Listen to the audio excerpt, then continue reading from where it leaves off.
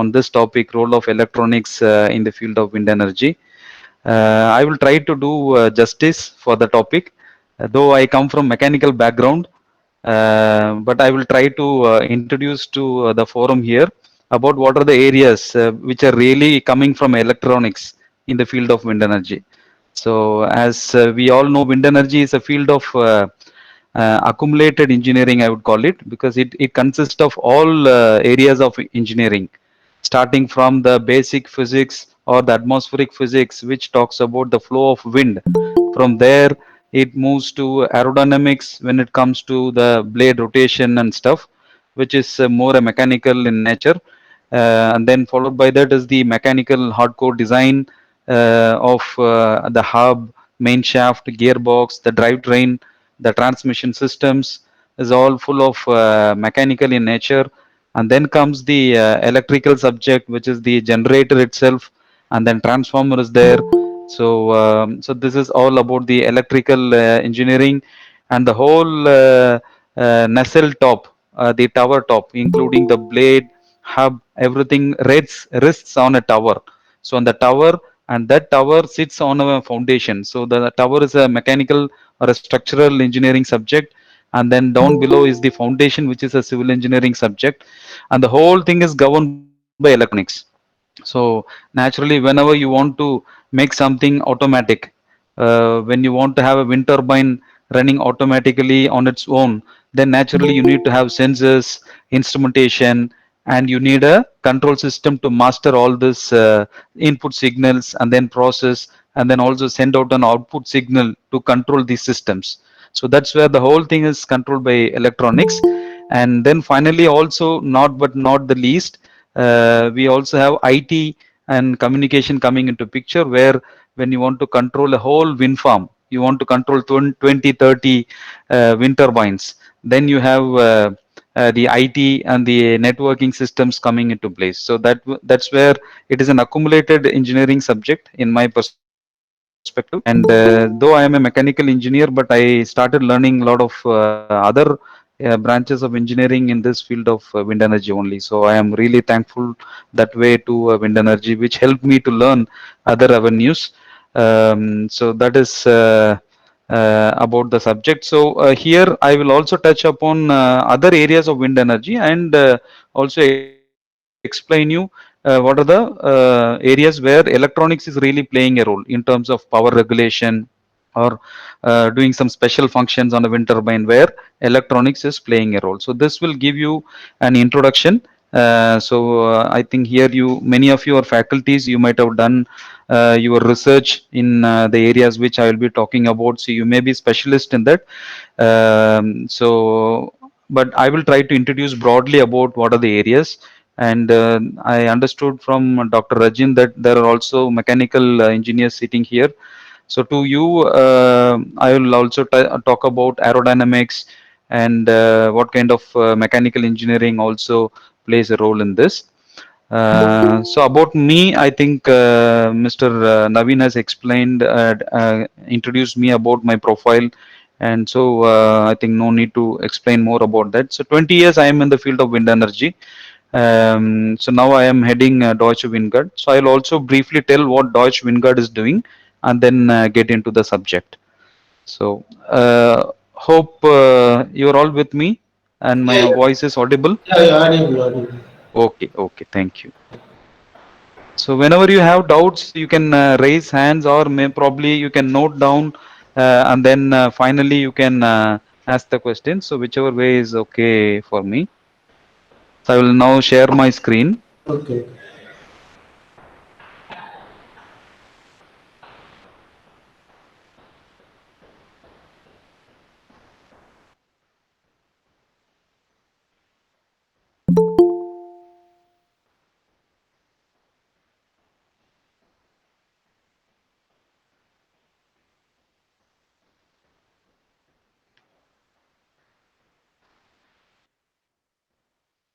Okay. Yeah. Visible, sir. Visible. So yeah. Okay. So this will be the flow of my presentation. So we will talk for a few minutes about Deutsche Wingard. and then we will come. So in any of my presentation I always come from the basics, from the root, and then talk more about the crux of today's topic. So therefore I will start introducing my institute, and then broadly about the global warming, greenhouse gas effects, and so the basic reason why we want to move to renewables. So that's where this topic of global warming and stuff comes in.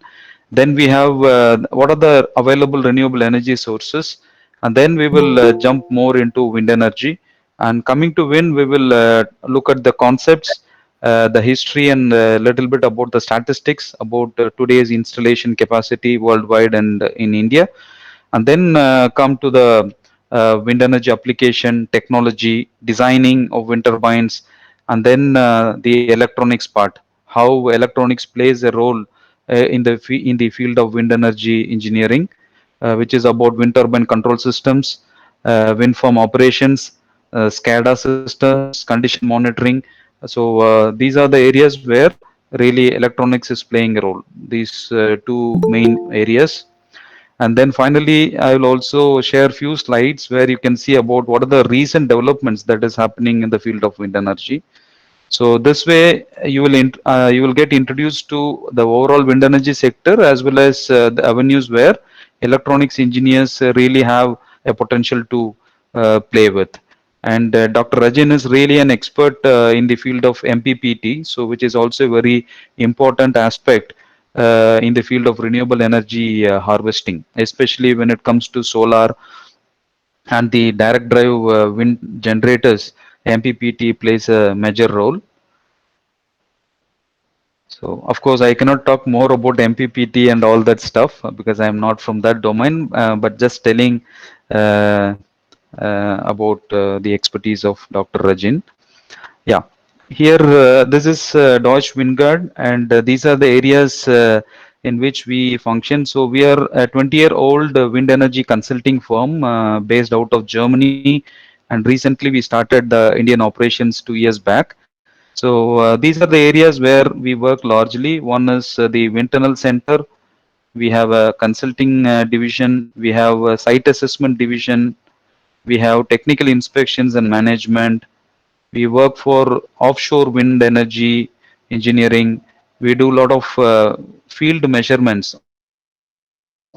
on the wind turbine, and we have a certification department. So these are the 7 areas in which we largely function, and in each of the segments we have sub activities. Like when it comes to measurements, we do power curve measurements, which is about measuring the power performance behavior of the wind turbine. We measure the noise, we measure power quality, and we measure the electrical characteristics, fault right through, which is about the capability of a wind turbine to withstand and operate in the grid whenever there is a large grid fluctuations, whether it is a low voltage or a high voltage. Your turbine has to stay connected in the grid. So that's about this measurement.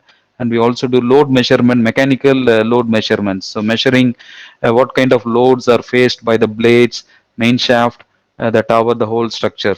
Like this, when it comes to measurements, you have a lot of measurement activities. And wind tunnel engineering is an area where we do a lot of activities related to anemometer classification, anemometer calibration, wind vane, and then we also have a wind tunnel where we do aerodynamic model testing. So whenever a blade designer comes with a new blade design, and that design has to be tested in a wind tunnel, so which is a laboratory test, which is a wind tunnel where you can take a blade into the tunnel and then do a lot of aerodynamics and aeroacoustic studies. So that's where we have a wind tunnel where we do this wind tunnel engineering stuff. And then technical inspection and management is inspecting wind turbines in the field. So it may be a periodic inspection, like in many countries, like what we have for automobiles. Especially for the commercial vehicles. So every 1 year or 2 year, there is a process called RC, reconditioning, and also before conditioning. So it is a periodic cycle. So like that, in many countries, wind turbines also needs to be inspected by independent agencies like WindGuard. we have to visit every single wind turbine and then inspect and then give a certificate. So that is called the periodic inspections. India still doesn't reach to that level of maturity, I would say. We don't have a concept of periodic inspection, but still we have breakdown inspections, commissioning inspections, and ownership change. When a wind farm owned by one person is sold to other person, then he appoints consultants like us to do an inspection and then study as it is how the wind turbine health is. So that is called the ownership change inspection. So such inspection services and also technical management of wind farms. Like there is a owner of a wind farm who doesn't know technically what a wind turbine is, but still he has money and he has invested in a wind farm, and therefore they appoint people like us who manage that wind farm technically. So we are not a real operation and maintenance service guys, but we manage the wind farm technically. We are like supervisors of those wind farms with the help of these SCADA systems. What we have supervisory control and data acquisition system, which is called as Wonder, which is again a electronics or a software tool, which is called Wonder Wind Farm Management Software. So this helps us to connect various wind turbines, whether it is from one particular company or for other company. We don't mind. We can connect any type of turbine.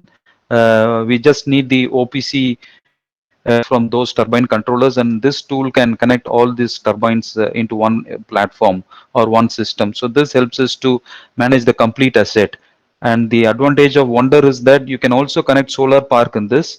So solar park or any renewable plant can also be connected to this tool. So as a asset owner, if you have a certain megawatt of wind and certain megawatt of solar, you can connect all this under one portfolio. So this is one area, technical inspection and management that we do. And in the field of offshore, we also do a lot of things like wind and marine engineering, safety trainings for the offshore wind farm technicians, inspections, technical verifications, and so on. And site assessment is an area where we work on wind measurements.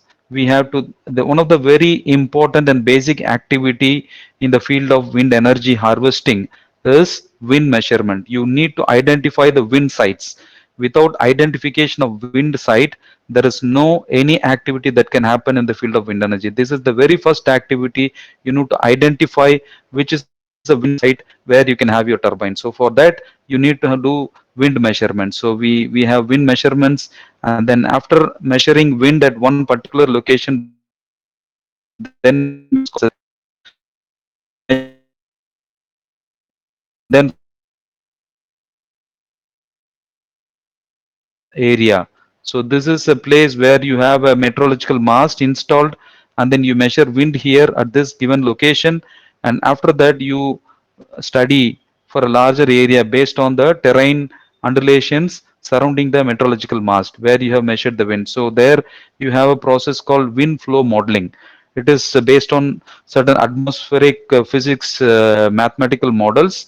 We can extrapolate the wind measure from here to the surrounding areas by giving the software tool the information about the surrounding, about the terrain variations and what are the obstacles within this study area. So if you can give all these inputs, then the mathematical model can linearly extrapolate, and also vertical extrapolation is possible, so that you understand the wind condition for a larger area. So that is called as wind resource assessment. We are also an expert in this. And then we also use advanced equipments like lidar and sonar for measuring the wind. So traditionally we have a tall structure like this. On top of that we have anemometers and wind vane for measuring the wind speed and wind direction. So this is called as meteorological mast. But recent time we also have lidar and sonar coming into the measurement business. So we are also an expert in using lidar, light detection and ranging, and sound detection and ranging. So these devices are also used to measure winds without having a meteorological structure like this installed. And especially now, as the winds have gone up to 120-meter height, wind turbines, what we are installing now is about 120-meter height. So therefore, we cannot have a tall structure like this up to 120 meter and then measure. So LiDAR is a small ground mounted device which can measure winds up to 120 150 meters. So that is the advantage of lidar devices.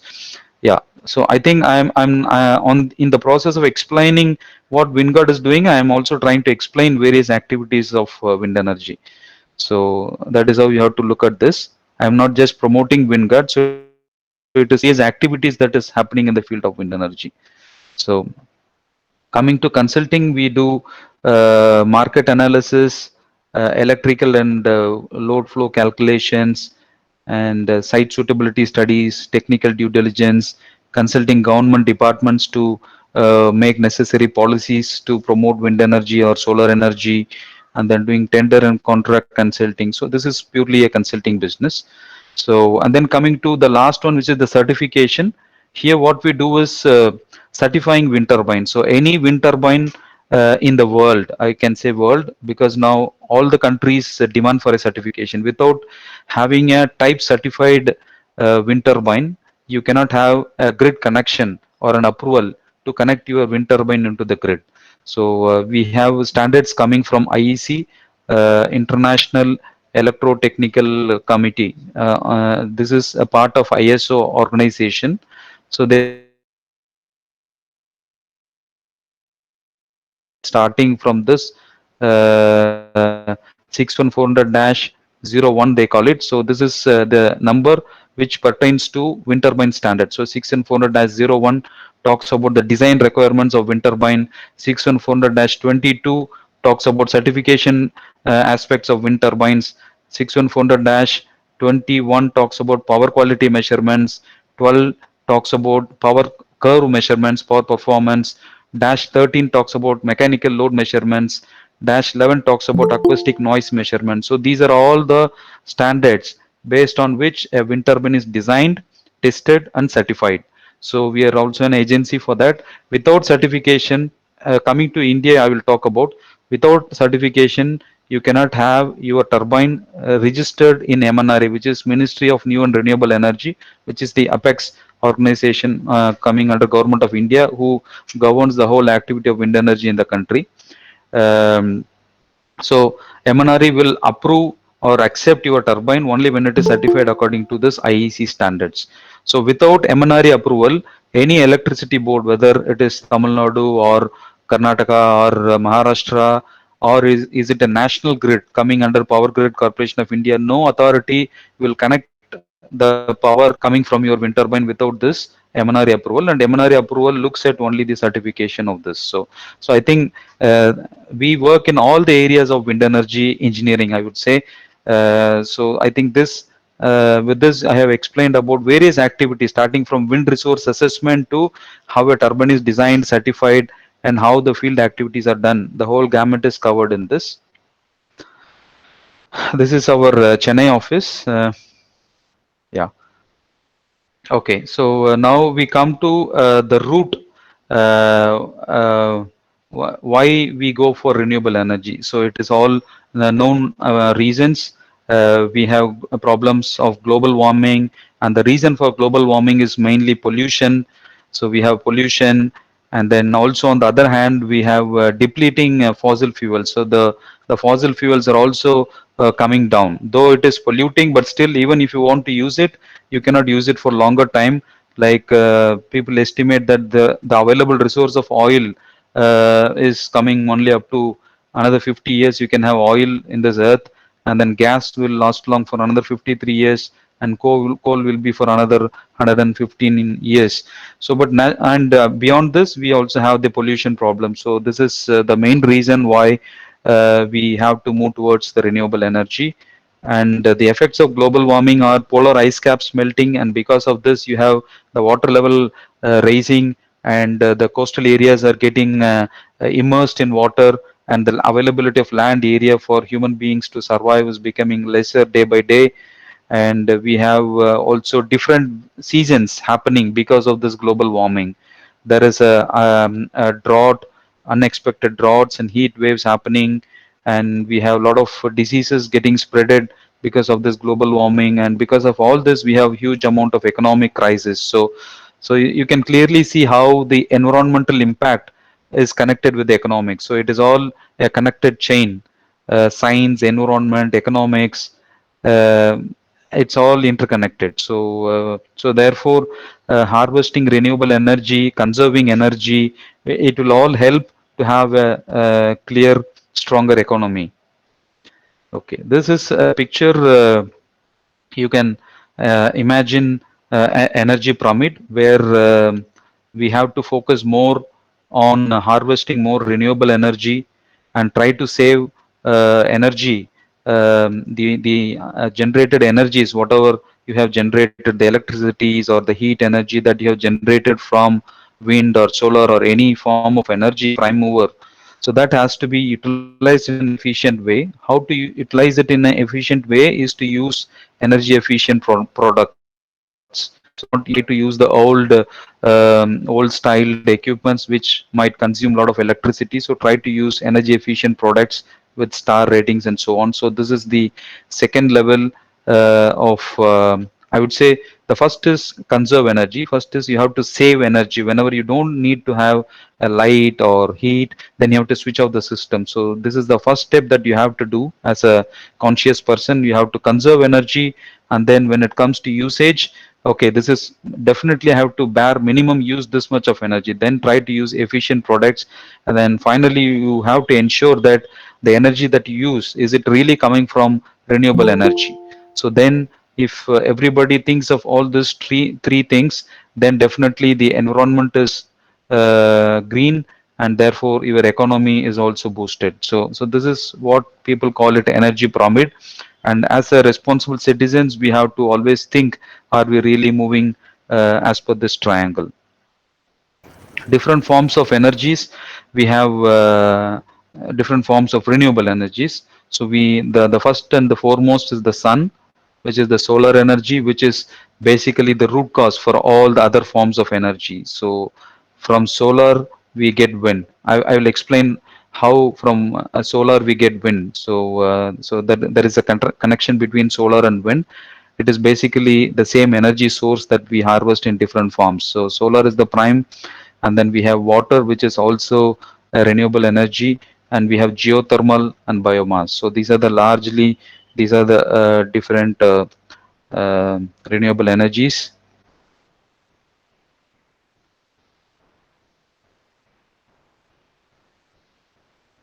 Yeah. So I have few slides just talking about solar, and these things I will try to skip. I think most of us sitting here know how solar energy is produced. But just to have a flow, I have put the slide here. So this is the solar energy uh, uh, PV solar panels. Because solar energy you can harvest in two ways. One is the sun's light energy can be harvested, and the other is sun's heat energy. So, sorry. So here we have solar uh, energy, thermal energy conversion. So this is called as thermal energy conversion. That is the system which converts the sun's heat energy into electrical energy. So that is the thermal conversion, and the light energy of sun is converted into electricity with the help of photovoltaic cells, like what you see here. So what I'm trying to say is sun has two forms of energy, and heat energy we directly utilize it for water heating, cooking, and all this stuff. And light energy is used to produce DC power, and from DC, because light energy, the photons are converted, excited, and then we get electricity, which is the DC power. And DC is stored to batteries, and then using inverters we can again have an AC power, and then either you use it locally or you can pump it to grid. So this is how we convert the light energy into electrical energy. So that's the solar, and some pictures of large scale solar plants. India is also fast moving in this field. Now we have close to 40 gigawatt of solar power installed in the country. I think we are close to 39 or something. So rough about 40 gigawatt of installed capacity is there for the solar energy. And so this is tidal energy. You can also think of harvesting tidal, where the tides, the flow of tide back and forth, is harvested. Because of this back and forth flow of waves, you can convert the linear movements of water or the fluid into a rotary motion with the help of these blades. So this rotary motion is converted to an electrical energy using a generator. So this is very simple principle of a tidal energy plant. And India is also focusing on tidal. We have especially Gulf of Cambay, Gulf of Kutch. We have the ocean departments have assessed the available tidal energy potential, and so this is also one important area. And some pictures about the demonstration projects in India where people work on tidal energy harvesting. And this is a geothermal. This is also one renewable energy form, and this is nothing but harvesting the heat energy available inside the earth. So as we know, earth is a ball of fire. We have studied in our school days. So it has huge amount of earth, huge amount of heat inside the earth crust, and that we try to convert it to a useful form of energy with this concept where we try to pump a water. um, so we pump the water into the earth. It is a deep bore that you have to dig, and then you pump a normal water into this, and then when the water goes inside, when it comes out, naturally it has to come out because it becomes vapor because of the heat inside the earth crust. So it will be several kilometers inside, so maybe around 10-15 kilometers deep. If we go, then it's a huge heat that you can generate, and then that heat converts the water going inside into vapor, and that comes out. And then you have a steam in a turbine here, which converts the steam, the high pressure steam. The linear movement of fluid becomes a rotational power here in this shaft, and then that is fed to a generator, electrical generator. And here you have the transmission system. So again, this water can go here, get condensed, become water, and this water can go again into the earth. So this is also a very upcoming renewable energy source, I would say. In countries like US, a lot of investments are being pumped into this project also. Yeah. Now let's get into wind energy. And so, as I told, uh, wind energy comes from solar power. So wind is nothing but a mechanical form of solar power. So also you can define wind as air in motion. Basically, air is the atmospheric gases. Whatever gas that prevails in front of us is air or atmospheric gases. When it starts moving, it is called as wind. So why it starts moving? That is where the sun comes and plays a role. Assume this is where we have the sun. So we have sun here, and this is sitting at 23 degree inclination, if I'm right. So this starts giving light and heat on the Earth's surface, and as it is in a particular direction, this produces heat, or the Earth's surface receives more heat on this area, which is the equatorial region, which is the 0 degree equator. So actually it is not here, maybe it is in this direction. So large of the heat is acting on this area of this equatorial region, and therefore this region, this is the North Pole and the South Pole. So this poles doesn't receive more heat, and that's the reason why we have the cold region here, here and here. This is the polar region, and this is the equatorial region. So naturally, as we all know the basic physics, how it functions, whenever there is a temperature difference, whenever there is a heat and cold nearby, then it tries to transfer the heat between these two medium, and then try to arrive at an equilibrium. So naturally, there is a law of conservation of mass, or law of conservation of heat energy, or a thermal equilibrium takes place. So because of that, what happens, the cold air here, which is the high pressure air, we can call it, or the cold air, starts moving towards the equatorial region. So here you have a low pressure area, low pressure air, and it is a hot air. So this cold air starts moving towards the tropical equatorial region. So that is where you have the polar winds, or the winds that come from the poles to the equatorial region. So this is the natural drive that happens because of the ununiform heating of the earth's surface by the sun. The flow of wind starts, the atmospheric gas starts blowing from polar to equatorial region. So that is the reason, basically we call it solar power in a mechanical form. So as long as sun exists in this earth, no need to worry, wind will also be existing. And but still, you will now land up with another question. Then why wind doesn't have a uniform direction all the time? Why it has different directions? Why from April to September we have winds coming from southwest direction, and from October to March I have winds coming from northeastern direction? So why wind changes? That is because of the local climatology. Because we have land, we have oceans coming. Because Earth is not a pure spherical ball. It has mountains, it has oceans, it has plain surface, it has undulated surface, it has hills. So it has huge buildings. So because of that, naturally, wind has to encounter or undergo a different local wind directions. So that is called as the local climatology.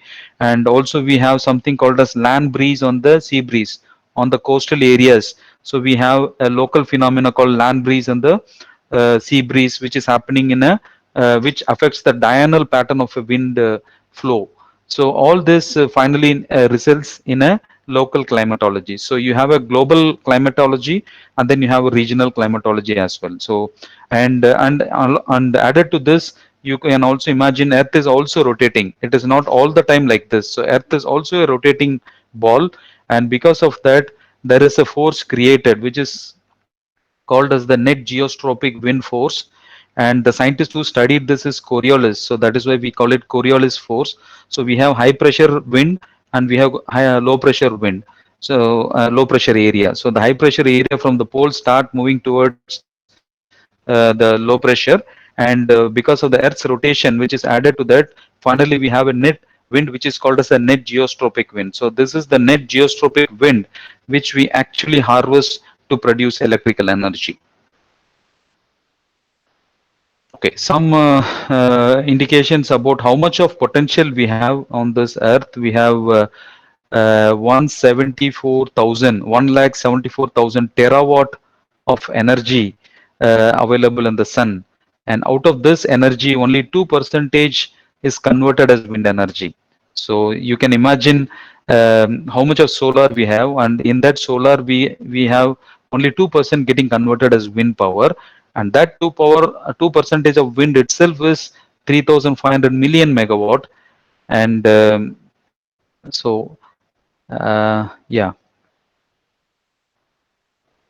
So even this is good enough to power the whole earth or the whole world, to power, to feed electricity to the living community on that air, on this earth surface. Even this is much more than enough. So then you can imagine how much of solar power is available. Only 2% of solar is wind, and that wind is more than sufficient to power the whole earth.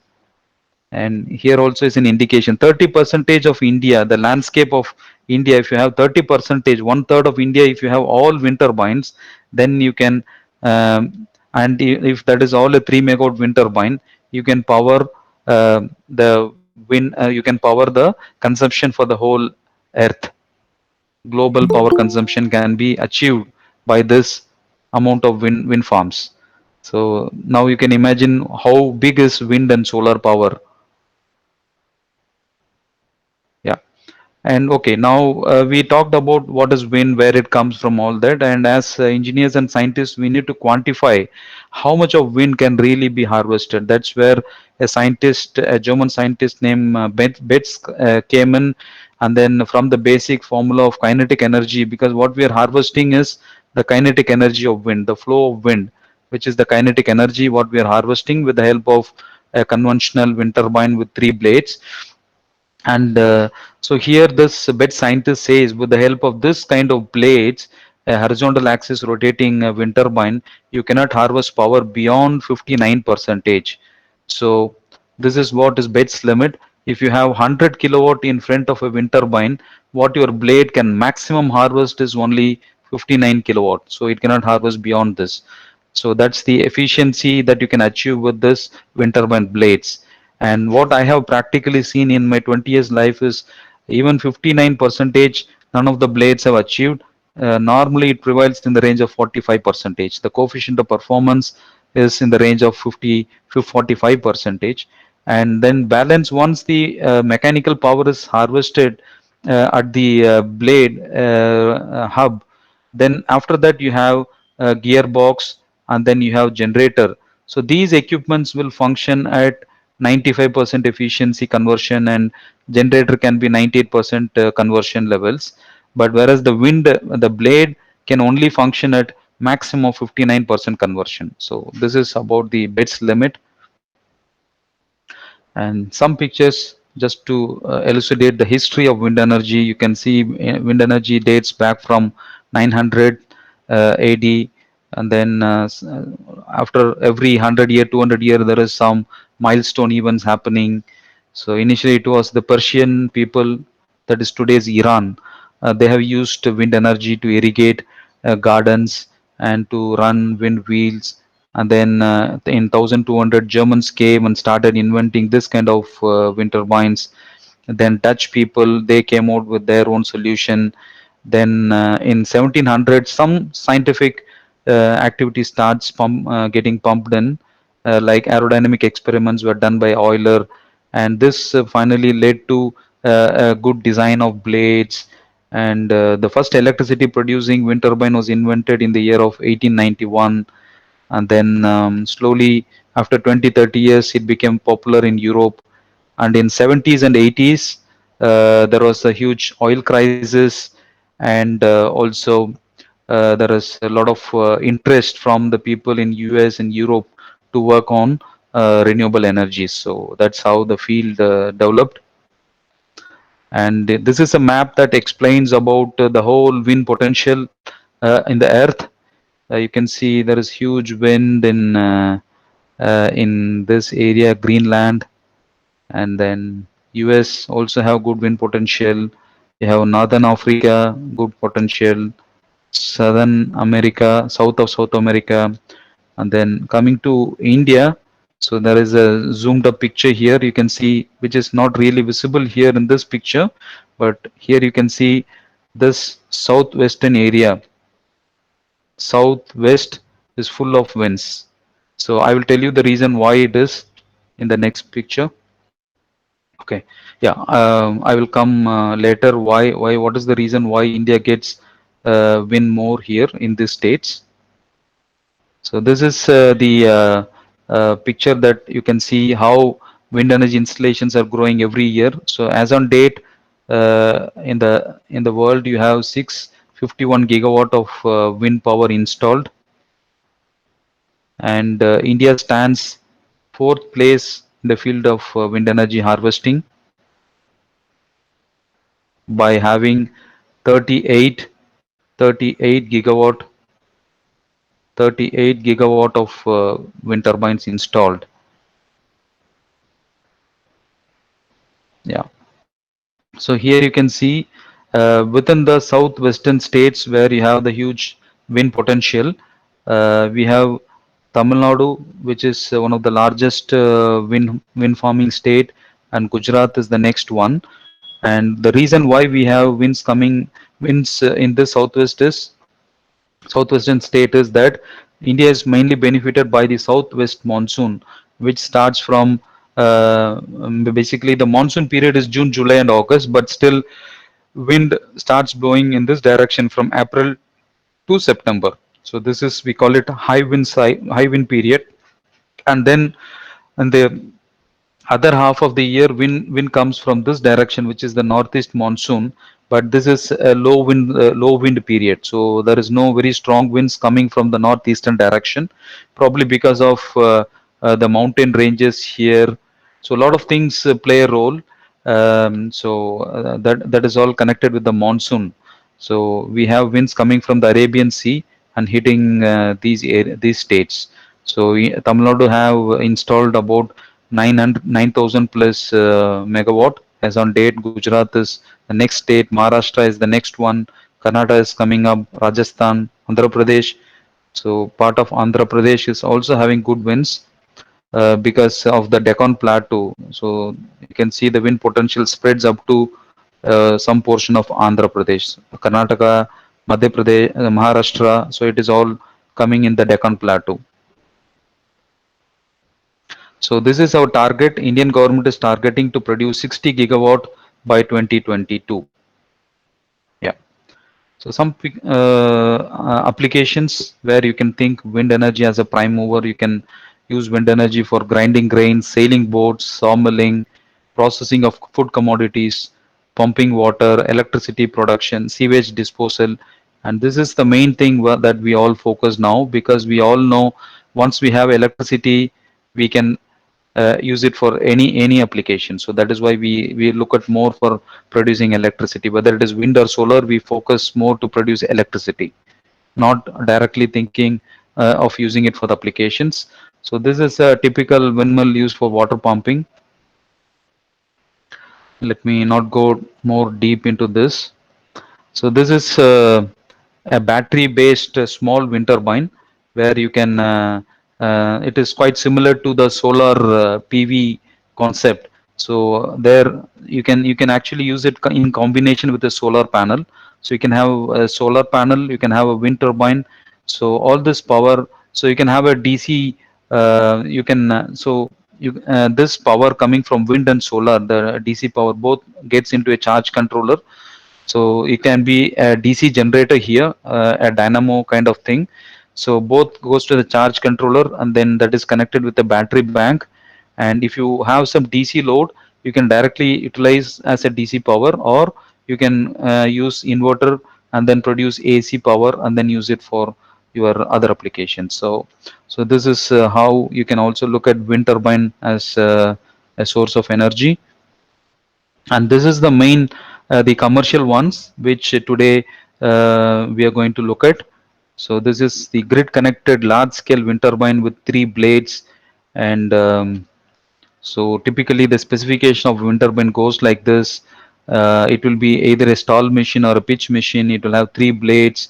There will be certain length of blades. Rotor area is this one. This is the rotor area, we call it. The diameter of the blade is the rotor area or the swept area. Hub height is the height of the tower. So which is basically the height at which you harvest the wind power. So typically today we have gone up to 120-meter tower height. So which means we are harvesting from the earth surface. We are harvesting wind which is at the 120-meter height. So this is all about the specification of a wind turbine. Yeah, and here we can see about the operation. Typically how a wind turbine operates. So as I have been telling, we have 3 blades, and the 3 blades are connected to a hub, and the hub is covered with a nose cone. Just to create an aerodynamics, there is a spinner or a nose cone. And so this blade converts the rotational energy, the linear movement of wind is converted to rotational energy with the help of the blades. And here this is the main shaft. You have a rotational power, and that is fed to a gearbox, and then this gearbox increases the speed, because these blades are actually, let's say today, when I say 120 meter is the hub height, is the height of this tower, and the blade length is almost like 60 meters. Today, the average blade length of Indian wind turbines are around 60 meters. So imagine if a 60-meter blade, and the weight will be close to 10 tons. Each blade is 10 tons, so 30 tons. And then the hub here, which connects all the 3 blades, will be into three, and the hub will be some 20 tons. So if you can imagine this much of mass, if it is rotating at a very high speed, you cannot have such a strong system. Then you need to have huge strong tower to withstand all this mechanical load. So therefore what we do is, this blade rotates at an RPM of 15 to 20 RPM. So this is the slow rotational movement that you give to your blade, and then you increase the speed to 1500 RPM with the help of a generator, because you are with the help of a gearbox, and you have to increase it to 1500 because your generator needs 1500 RPM. So that's where we have the gearbox here, and down below you can see a yaw drive. So this is basically a system to turn the whole nacelle, and the this is called as the top head mass, the blade, the hub, and the whole housing here, which is the gearbox and the generator. This is called as the nacelle. And one thing I forgot here, you also have a brake, which is a mechanical disc brake. This is also needed when you want to stop your turbine and then do some maintenance. You have to stop the blade rotation. So that's where you have this brakes coming in. Yeah. So, and below this you have the yaw drives. So this is, you have, as I told, wind also keeps changing direction every day. There is a diurnal pattern. Wind, maybe in the morning you have winds coming in one direction, in the mid of a day you have winds coming in another direction, or from month to month you have wind differences, directional differences. So you have to turn the whole nacelle, navigate into the wind direction. So how that is done? That is done by the help of this yawing. So this is not just a mechanical activity that is done. So this is highly an automated activity where electronic comes and plays a stronger role. There are devices like wind vane, which is used to measure the wind direction, and anemometer, which is used to measure the wind speed. So the controller here, so this is a close-up picture of the control system. So this is a control cabinet. Normally this control cabinet is housed on top of the nacelle, that is with inside the nacelle you can keep it, or in the bottom. So here also you can keep the controller. So the controller will either be here, or it can also be in the nacelle top. So you can keep in any place, but that's the one which controls the whole activity. So it keeps on monitoring the wind direction and then decides and gives instruction to the yaw drive to turn into particular wind direction. And similarly, there is also one activity which is pitching. So you can see the arrow marks here. So this is nothing but changing the angle of attack of the blade. So assume this is wind is coming here, and I have to keep changing the blade angle in order to harvest more power. And when I want to reduce power, because you cannot have a wind turbine designed for any high wind conditions. So naturally during cyclonic time, or we call it cutout wind speed, any wind turbine in the modern world cannot withstand and operate beyond 25 meters per second. So 25 meter per second velocity is the maximum velocity which a blade will be rotating. So beyond that, it has to skip harvesting wind. That is done by changing a different pitch angle, wherein it changes the angle of attack and skips the wind and tries to create more friction with the wind, and then reduces the RPM, and thereby reduces the power generation. So that is done by pitching, and this pitching is also governed by the controller, which is the pure electronic subject and control system subject. There are a lot of devices which will be sitting here to measure the pitch angle, and this angle goes as an input signal to the controller, and the RPM of the blade measured by a proximity sensor also goes as an input to the controller. It also measures wind speed, it measures wind direction. So all these are different input signals and to the control system.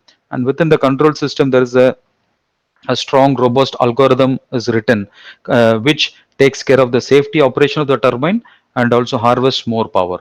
So basically the controller works on three aspects. One is first and foremost the safety. It has to operate the turbine in a very safe way, which is the very important, because it's a huge blade that is rotating. If it blows away, it will fall down, and then it can create major catastrophe. So that's the safety aspect. And second is to reduce the loading. So this turbine has to withstand for 20 years of operation, and so there will be a huge load acting on the blade root, because it is continuously rotating 20 years and also facing wind thrust. So therefore there will be huge loads acting on the blade root, and then the shaft and the whole tower system, the whole turbine will be facing load. So how to optimize that loading? That is also that done with the help of pitching. If you have a smooth pitching, you can really optimize the load, and then safeguard your wind turbine and ensure it operates for a longer period. So that is about loading, which is the second point. And the third one, which also that is the role of the controller, is to harvest more power. So performance or harvesting more power comes at the third point. First is the safety, then the mechanical loads, and then third is the performance. So all the three tasks are done by the control system. Okay, and this slide is mainly for the mechanical engineers. So also for electronic engineers, you can understand how this starts rotating. It is an interesting science behind. And so this is called as airfoil, we call it. So this airfoil is nothing but a cross section of a blade. So assume this is a wind turbine blade. So one blade is like this. So cut a blade here and then visualize it, view it from this direction. Here you can see an airfoil like this, a structure like this. So this is the airfoil. So you cut it and then view it from here. So that is the picture here.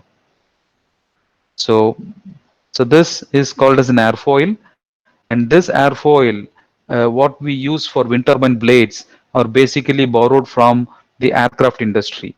Any aeroplane, whether it is from Airbus or Boeing or any aircraft manufacturing company, they use a similar airfoil in their blades. So this all comes from an agency called NACA. Like NASA, there is an agency in United States which is NACA, which works on this kind of airfoil developments.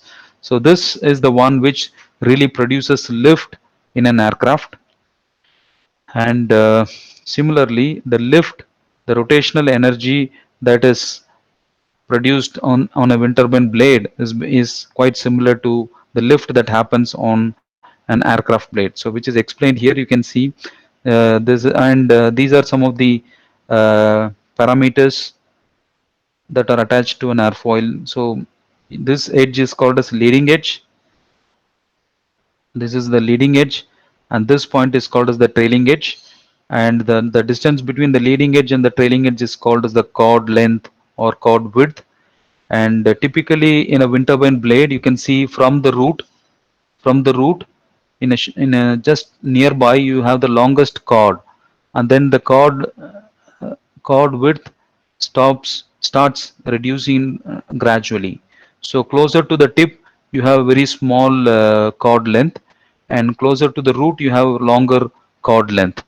So that is also one of the important parameter in a blade design. So yeah.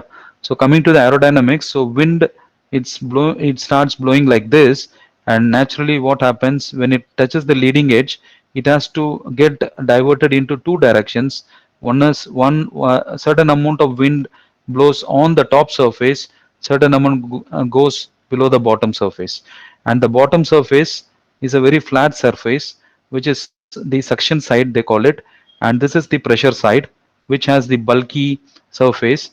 And this bulky surface, what happens, because of the bulky surface, the wind naturally loses momentum, and instead of going on and sliding on the surface, it starts sliding little bit upwards. And whereas this wind, it goes straight away like this. Yeah. And this is as it goes straight, so this is a high velocity region, because the wind here blows very fast because of the flat surface. So this is a high velocity region, and here it has to go very slow. So this is a low velocity region. So low velocity means high pressure, high velocity means low pressure. That is why this is called the suction side, and this is called as the pressure side. And naturally, as I have explained about the high pressure and low pressure, which creates a flow of wind, when we discussed about the basics of wind, where the polar wind starts blowing from poles to the earth, and there also we have seen a similar phenomena. Because of the pressure difference, the atmospheric gases starts moving. Similarly here also, on the surface of the blade, you have one high pressure area and the other one is a low pressure area, and this high pressure and low pressure difference acts on the same structure. Blade is a one thing, and on one side of the blade is high pressure and the other side is a low pressure. Naturally it has to lift because it has to find an equilibrium. So it has to start lifting. And if there is no hinge, because all the three blades are connected by a hub, the hub is holding all the blade roots. So if there is no hub and if the blade is simply floating in atmosphere, because of this high and low pressure, it will be simply flying here and there. But what we try to do is we catch it with the help of the hub, and we arrest the degrees of freedom in one particular direction. So naturally this lift that is created because of the pressure difference on the two sides of the blade naturally has to give a lift in a controlled manner, which is creating this rotation of the blade. So that is how it starts rotating. So you see, um, so this is the airfoil, and this is the blade, complete blade, and I'm holding it here, so there is no free connection. So this is a strong fixed connection here. So when wind comes this way, and there is a pressure difference between on this side and the back side of the blade, and which creates the lift. You can also see in this picture. So these are different technology options available to design a wind turbine. You can have a horizontal axis wind turbine or a vertical type. You can have one or two or three blade wind turbines. You can have wind turbine with gearbox or without gearbox. And this is a very important electrical subject, power control. You have to really control the power of your wind turbine. So you, without controlling the power, you cannot keep on harvesting more power all the time, because your blades, your tower, your generator, your gearbox, everything is designed for capacity. So though wind is uncontrolled, it comes from nature. It can suddenly go 25, 30 meters per second also, but you have to control your power output. And that is done by these mechanisms: stall, pitching, tethered hub, and yaw control. And stall is nothing but this is quite passive in nature. As I told, you keep on doing pitching of your blades in order to harvest more power and also reduce power. Whereas this stall technology is a very primitive technology where there is no any movement like this happening. There is no pitching. It is one fixed blade angle which is fixed while installing the turbine, and that remains for 20 years of lifetime. That is the stall.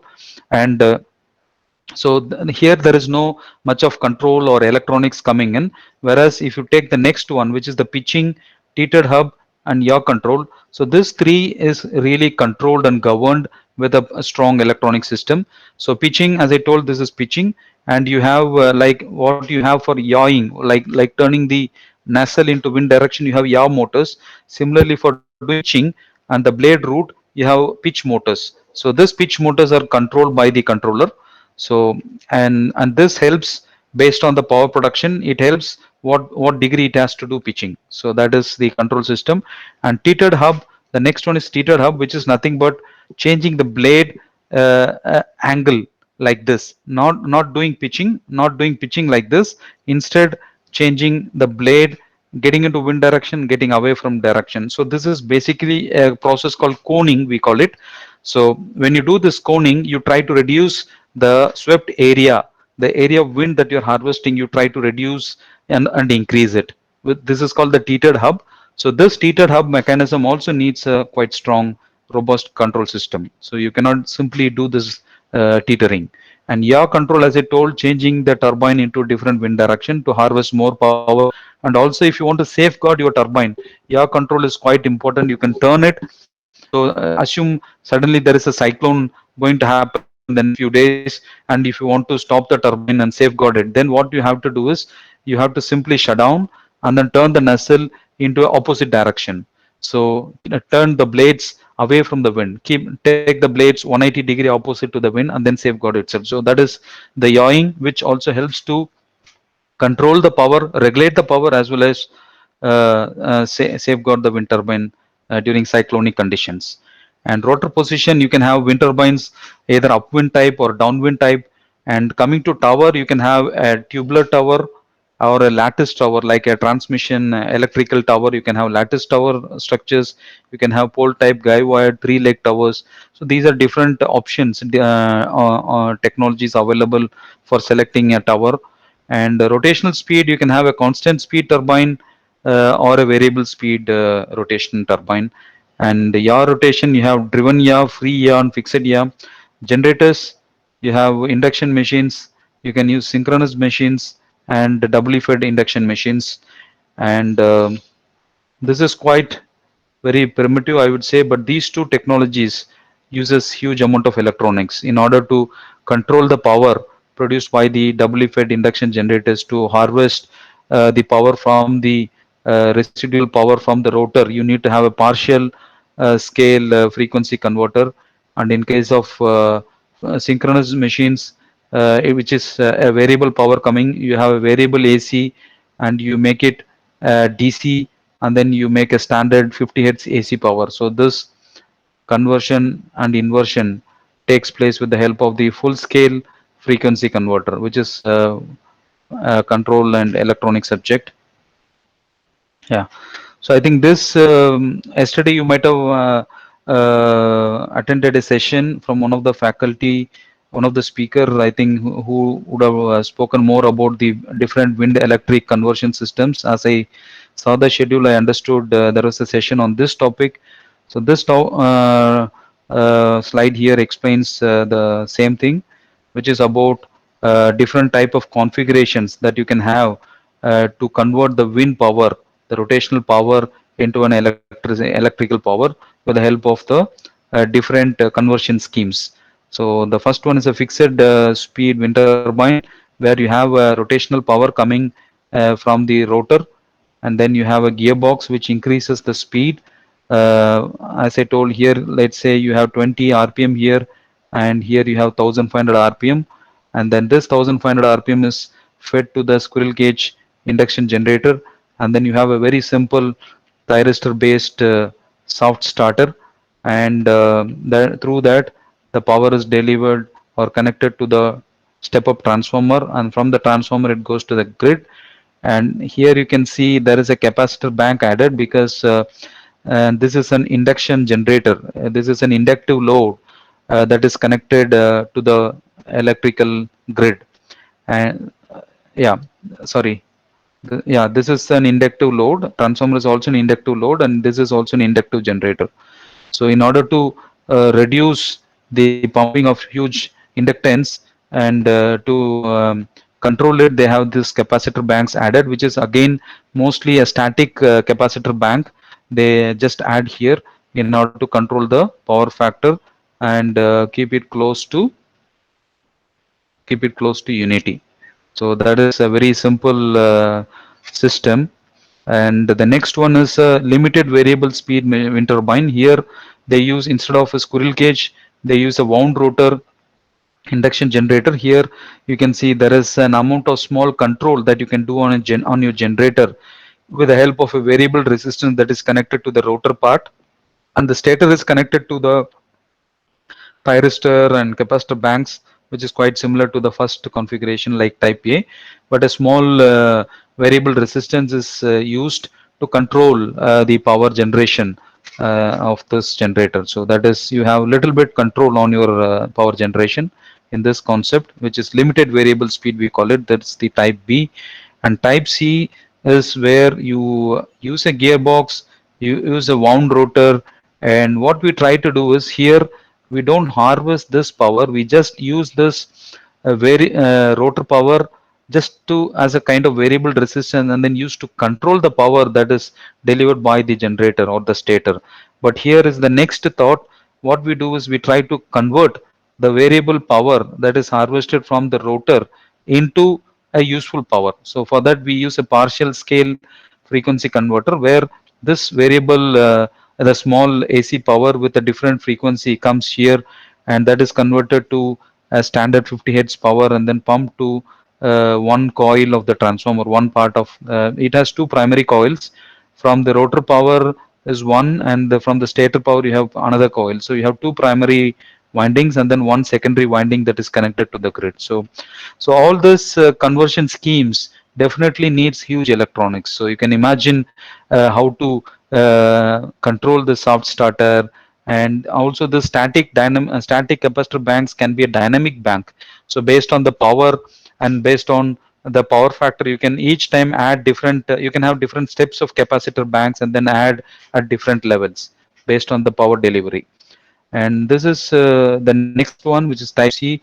And type D is highly advanced, I would say, where there is no gearbox, and this low speed RPM is directly connected to the primary, sorry, to the generator, which is also a variable speed generator. So this is a squirrel cage. Sorry, not squirrel cage. It's a synchronous generator, and of course you can also have an induction generator here, but mostly it is a permanent magnet synchronous generator or a wound rotor synchronous generator. So permanent magnet is highly advanced because it has huge electromotive force, and with a very small rotation of the uh, generator shaft, you can start producing power. And as I told, it's a variable AC all the time coming out, and you need to have a full scale converter to stabilize the power and then make it 50 hertz or whatever is the grid frequency is. In countries like US, it is 60 hertz. You have to convert it to 60 hertz. In India or Asian countries, we operate at 50 hertz. So you have 50 hertz coming out from the frequency converter, and then you have the transformer and then the grid. But imagine there is a huge control system required, or a power electronic system required to precisely operate and convert this variable AC to a DC and then to a standard AC. So you have to have strong monitoring systems. You have to monitor the RPM, you have to monitor the current and voltage coming out from the generator, and what is the demand here, how much of power that the utility board wants. So keeping all this in mind, the controller takes decision and then accordingly harvests the available torque that is coming in the input shaft of the generator. So that is called as the torque controller. There is a torque controller which is connected to the main turbine controller. So it has a torque controller which really monitors how much of torque is available in the input shaft, and then how much power it can be, how much power it can harvest. So, and then so there is a torque controller. There is something called as power converter, power converter controller, and then also the blade pitching is also, as I told, there is a pitch controller. So the main controller has some kind of slave controllers, which is the torque controller, the pitch controller, and then the power converter controller. So each control, small controllers take certain activity, and then the main controller governs the whole thing. So yeah, so the same thing is explained here about the control system. You can see there is a main controller, and this main controller does pitch control and torque control. It controls the power production that is done by measuring the generator speed. It measures generator speed, it measures generator torque. All these are input signals: rotor speed, wind speed available, and then what is the present voltage and current that is produced by the generator, and how much it can additionally tap based on the available torque and thrust available in the drivetrain. So all these are input signals, and based on that, the controller does these functions: pitching, power regulation, yaw alignment. So all these three primary control mechanisms are governed by the main controller. So it is also the same thing. So as I told, there is a control algorithm that takes care of the operation of the whole turbine, and this takes care of the operational strategy, blade pitching, power regulation, active power limitation, reactive power set point, voltage drop, corner improvement. I think I will have to talk something different. This is something different. Deaerated mode due to wind. Derated mode. So sometimes the utility boards, they ask you to reduce the power. So because if there is no suction, if there is no load, there is no demand, then the electricity board says instead of operating your turbine at its rated capacity of 2 megawatt, kindly operate it at 1.6 megawatt. Then you should have a control mechanism to degrade the power, and then drivetrain damping, generator torque control, and then noise control algorithm, start up and shut down. How to when you want to start up the turbine, so there is a sequence in which the turbine starts and then slowly connects to the grid, so that's called the startup. And then shut down when there is sudden grid drop, or suddenly you want to stop the turbine for emergency reasons. Then again it has to undergo a slow process of slowly changing the pitch angle, and then slowly bringing down the rpm, and then after certain time then the disc brake comes and stop to the complete halt. So there is a sequence for shutting down. And also there is a control logic written for cable twisting, because as we know the electrical power is produced by the generator, and there is a huge amount of cable, and that comes from here and then it goes down. And this cable, it's a multi-core cable, because you can imagine 2 megawatt will have at least this much of diameter cable, and there will be like 6 or 12 cables, like this group of cables going down. And each time if the turbine is doing yawing, there will be a cable twist happening. So there will be huge amount of cable twist at this juncture. So there is a loop given for that. And beyond the loop, there is also safeties like this. There is a yaw sensor which controls the number of rotations. So there is a stop limit. It cannot do yawing beyond 2 rotations. So then if it is coming to that limit, then it's automatically detects and then starts unwinding, and then brings back to the win position. So this kind of safety related stuff is also written in the control algorithm, and this control algorithm sits in the main processor which is in the control system or the control cabinet. So these are the different activities that the control system is doing beyond the power limitations or pitching and yawing. So this is again an important function done by the control system. Of course, this is achieved by pitching. So by doing pitching, as I told, we achieve harvesting more power in low wind speeds and controlling power in the higher wind speeds. And and also the blade is rotating, and the blade is designed for a certain tip speed ratio. So the blade can harvest maximum, as I told, the coefficient of performance. Any wind turbine blade cannot produce efficiency beyond 59 percentage. You see, as I told, the practical blade can produce maximum efficiency to 0.45. As I told, 0.45 you see here. So it is in this range. That's the maximum harvesting which the blade can achieve, and that it will achieve only at this particular tip speed ratio. So when the blade operates at a sorry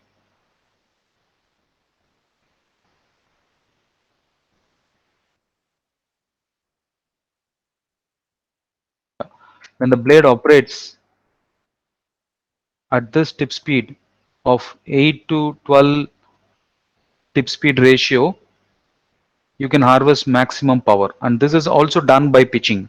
So this graph is actually fed inside in terms of a table or a lookup table. This is fed into the controller, and based on that the main controller gives instruction to the pitch controller, and then says, okay, you pitch like this, and reduce the rpm to this level, wherein it all the time it tries to keep the cp curve, the coefficient of performance, at its maximum.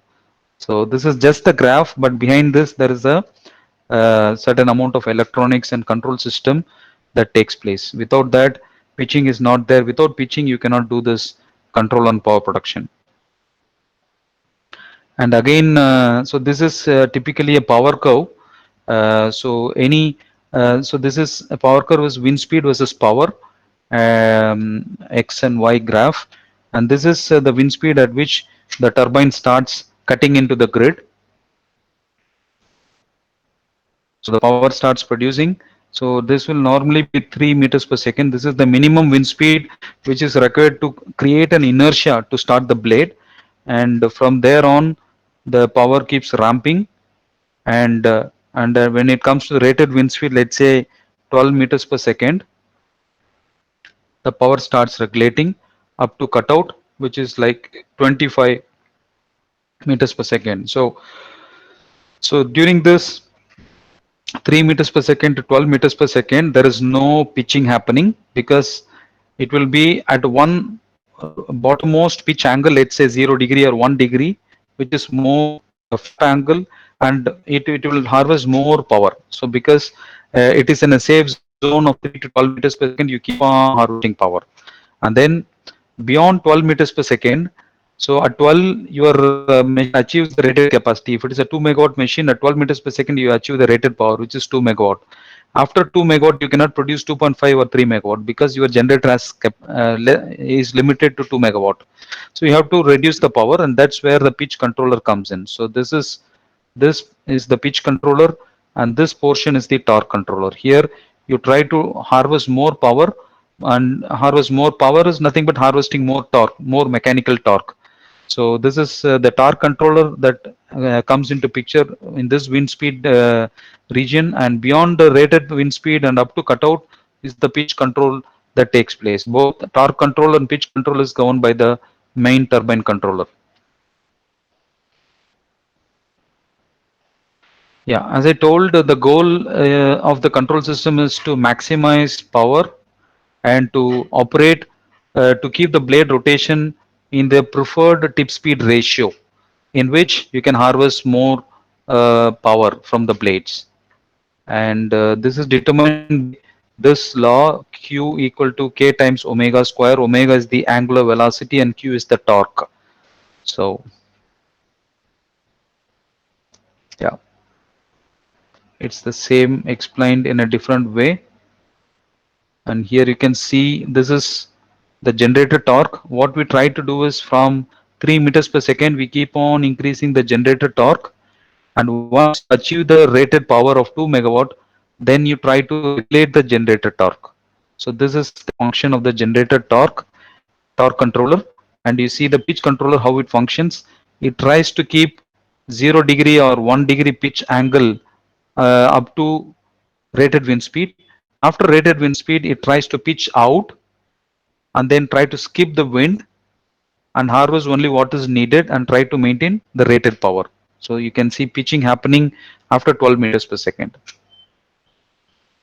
Yeah, so that's about the main turbine controller. And coming to the SCADA system, this is now, so far what we discussed is about how to control and operate one particular with the help of the electronic systems or the control system. This is about how to maintain, operate several wind turbines in one wind farm. So that's where we have the supervisory control and data acquisition system. And so this is typically an architecture of how you have several turbines connected. So you have a farm level server and a software sitting on the server that connects all the OPC protocols, the communication protocols from each of these wind turbines, either through a OFC or through telemetry systems or radio waves. You can connect to one system, and there you have a software tool like Wonder I was talking about, which can understand and read the information that is coming from every single turbine controller. So so this is typically a screen, a SCADA screen, where you can see a large number of wind turbines connected to one system, and here you can see every single turbine, what power is being produced, and what is the wind speed at every single location. And you can also connect the wind meteorological mast. In a wind farm, if you have several met masts, you can connect all these meteorological masts also connected to the system. Therefore, you know, okay, the whole area of wind farm about 25 square kilometers. So this is the wind that is blowing today, and each of this turbine is producing this much of power. You want to know, you can also connect the meteorological mast in the system, and you can start, stop every single turbine sitting from one location. And so this is the supervisory system.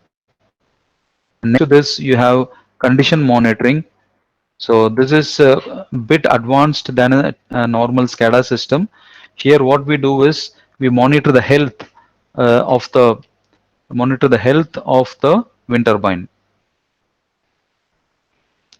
So assume this is the cross section or a schematic diagram of a wind turbine. This is the main shaft here. This is the flange in front of which the hub is fixed, and then the blades are connected here. This is the blade here, and then this is the shaft, and then you have gearbox, and then again a high speed shaft, and then the generator. And these are the tappings for the generator power, and you also have a radiator to cool the generator. Okay, so these are all the inside the system.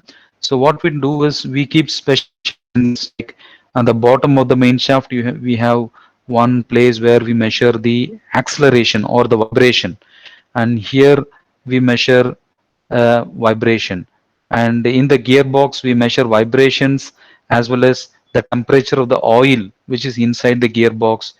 So and then at the main shaft power output, at the high speed power output, again we measure rpm, vibrations, we measure temperatures. So inside the generator we again measure the air gap, and then air gap temperatures, so and then rpm of the generator. So all these mechanical parameters, mainly temperature, vibration or the acceleration, and then the rpm, temperature, so these are measured at the critical components. So this normally helps to assess the health of a component. So normally there is a mathematical treatment called fast Fourier transformation or power spectral density, people call it, which helps to identify the natural frequency of every mechanical component. So if you keep on monitoring this natural frequencies of the component vibrations, then you can detect, okay, if there is a small crack that is being developed in the teeth of the gearbox, then you can really understand, okay, there is something going to happen, and because of that, within course of time, this gearbox has to be changed. So this can be well read advanced in advanced situation with the help of this monitoring of the power spectral density. And in order to generate such power spectral density graphs, you need to measure these mechanical parameters: vibration, in terms of acceleration, temperature, and rpm. So at least these three are very basic. So that what we so these are measured at different locations: near the main shaft, near the gearbox. This is the gearbox area, and the generator area. So with, and this is the data logger or a small data acquisition device that connects to all these sensors. And so here you can also have make all these control programs which can do this assessment of the vibrational studies. So this is bit advanced than a typical SCADA system. SCADA system, the objective is to maintain and operate, whereas condition monitoring is to go one step beyond and then monitor the health. Especially this is very important when you have wind farms spread across 25 square kilometers or wind farms in the ocean.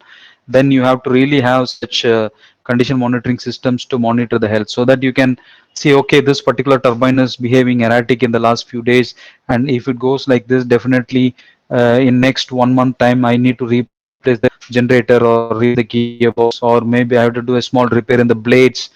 So then I can take such decisions well in advance and plan the team to do the servicing. So that's where the condition monitoring plays an important role.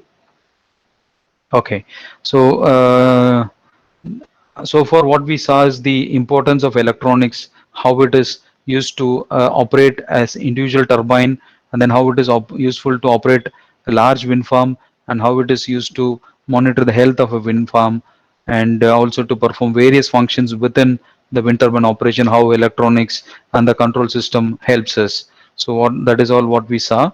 And now I will start a few slides about the recent developments that's happening in the field. So, so this is about the offshore wind farm developments that is happening quite largely in Europe. India being a country with huge potential onshore, we are so far harvesting power only in the land, and maybe in the coming years, or probably even in the coming months, I would say, we will be getting into the waters to harvest wind power. And India is doing a lot on the offshore wind farm area. Like we are doing a lot of wind resource assessments on the coastal area of wind. So National Institute of Wind Energy and MNRE is playing an important role in identifying good wind locations on the coastal region, in the Gujarat coast and on the Tamil Nadu coast. We can have wind turbines in the near future. And helicopters are used to do servicing of these wind turbines on the in the offshore. So these are different type of foundations that are used. See, when it comes to offshore, the very important thing is the offshore turbine foundation. That's why I have made a slide only focusing on the different type of foundations. So normally in land, what we do is we have a huge foundation block. We dig a hole. We dig a hole on the earth, and then we cast it, and then on top of that we have the tower, and on the top of the tower we have the nacelle and the blades. But here it is a quite different thing. You have waters, so therefore you need to have either any of this type of foundation systems. One is a monopile system going deep of 30 meters, even to 30-meter deep.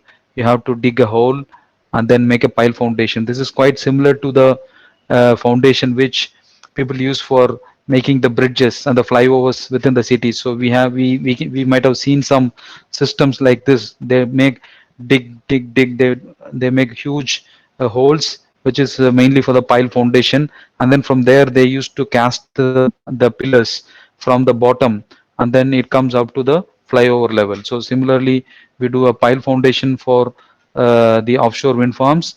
The provided if the distance between if the height difference between the water level and the ground level is minimum, then we can go for a pile.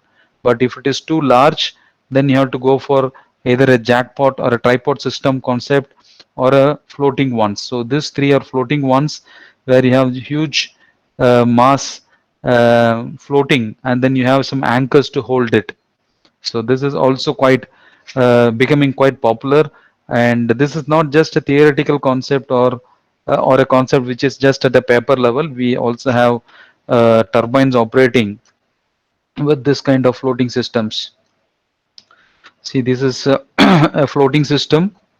You can see there will be anchors on this mass going deep into the water.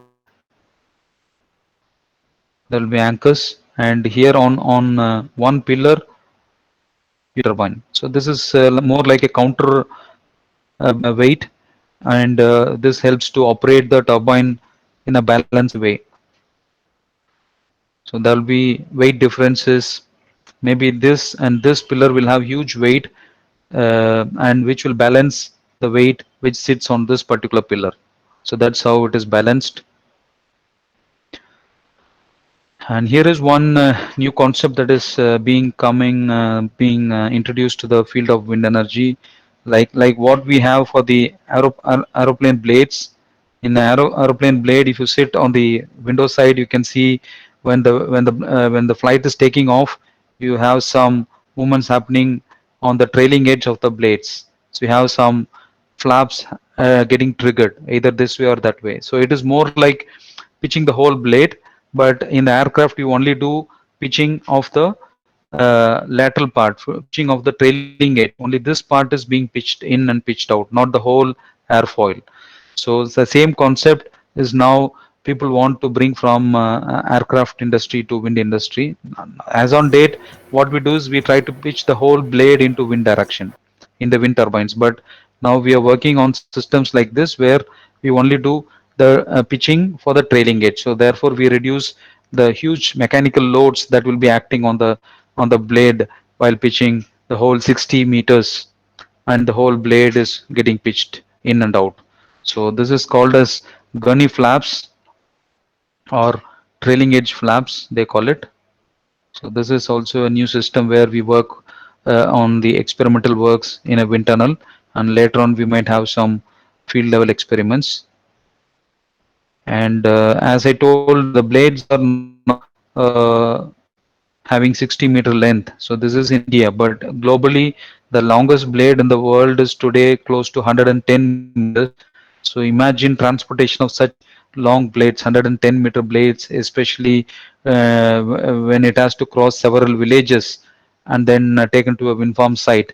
So therefore, we have split blades coming up, like how the whole tower section of 120 meters is transported into six parts. 20 meters you have one section, and you can transport it with the help of a low bed trailer. So similar concept are also being introduced, and a lot of focus has to be done, especially at the joints. So how to join this in the field? So the blade is an FRP, fiber reinforced plastic material, and so in this FRP part, you are introducing some steel structures here in between, which is like a point load, and this point load, when it rotates, it will produce some kind of imbalance. There will be huge wear and tear. So therefore, different joint systems.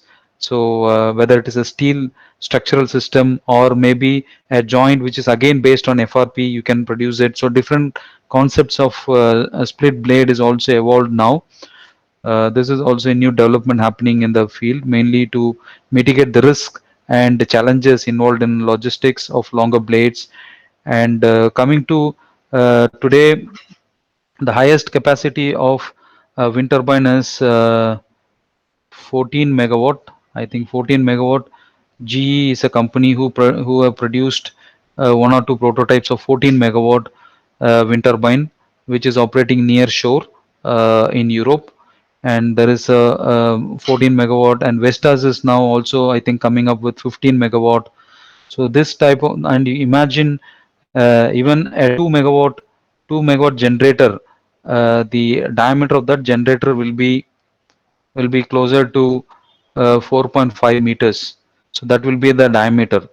So imagine if it is 14 megawatts, so how big will be the diameter of the generator? So how it will be quite tough to transport such huge generators from one place to other place. So therefore, we need to design compact generators, and for designing such compact generators, so they go in for high temperature superconductor generators. So where with the help of the cryogenic concept, they try to produce more power with a generator which is very highly efficient when it is operating at the cryogenic temperature levels. So by this we can achieve very less top head mass. So you can see uh, you can achieve for a 8 megawatt generator, the whole top head mass, which includes the blade, hub, and the generator nozzle, everything, you can achieve by 480 tons. So that's how it is quite possible to make very big generators with the help of this superconducting conductivity technology coming in. So that is also a new concept which we are trying to utilize in the field of wind energy.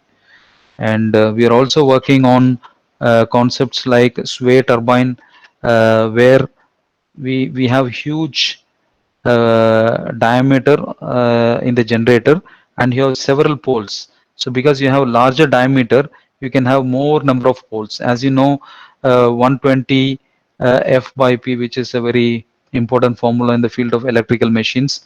So if you have more number of poles, you can have lesser RPM, and thereby you can still harvest more power, so generate more electrical power. So this kind of large generator diameter, you can see here that the diameter is around 25 meters. So this is a segmental generator with 25-meter diameter, and this, as it is segmented, you can also, transportation is easy. Each segment you can transport it, put it on a trailer and then transport it, and then on the site you can assemble it because it is a segmented generator. So this also people are working. And wind drive technology is something like, um, so I think this is more mechanical in nature. This is a wind drive which helps to convert. See, as we know, the blade rotates in a variable speed, and you have the shaft coming in, and there is a gearbox, and which increases the speed. And again, and here is the generator. Before generator and the gearbox, there is this system, mechanical system called wind drive, which is nothing but Normally, what we do in a power converter system, we convert the variable AC power into a DC, and then we convert it to a standard AC, right? So this is what basically a power converter does. And the same if you try to do in a mechanical form, that's where we have the wind drive. They call it wind drive, which is basically a variable speed hydrodynamic gearbox. So there will be a variable RPM fed to the gearbox, and this gearbox is subsequently connected to this wind drive, which is a fluid coupling kind of system. So it is more a system filled with a lot of oil and dampers, which acts like a viscous damping system. So this will help to convert the variable RPM mechanically into a standard RPM. So here there is a standard RPM coming out. So the fluctuations of the wind is taken care by this wind drive, which finally gives out a constant speed RPM, and that is fed to a generator, which will produce a standard AC power. So this is a mechanical system to regulate the RPM fluctuations. So this is also now coming up, and one or two experimental turbines are operating in Europe, I think. So that's about the wind drive concept. And people are also working on high elevated wind turbines, like magnen or airborne systems they call it. So this is more like a kite. So there is a string which is basically the electrical power cable, and which on top of the on the top there is a helium based balloon, and there is a kind of fins, which is all the a part of the balloon itself. You have this fins, and this creates an aerodynamic, or not very highly aerodynamic, I would say, just a small, just a rotational energy is created because of the drag or the forces that is acting on this fins. So then it starts rotating, and there is a shaft inside, and there is a generator inside. This rotation energy is given to the generator, and generator produces electrical power, and that electrical power comes to the ground through the string. So the electrical power cable itself is like a string. So it is basically a kite kind of structure, which can be operated at 300 meters, 200 meters high. So as I told, today we have 120 meters tower height. So we harvest power only at 120 meters. So going high and high, we have huge amount of wind. So that's about this system. This is also now picking up.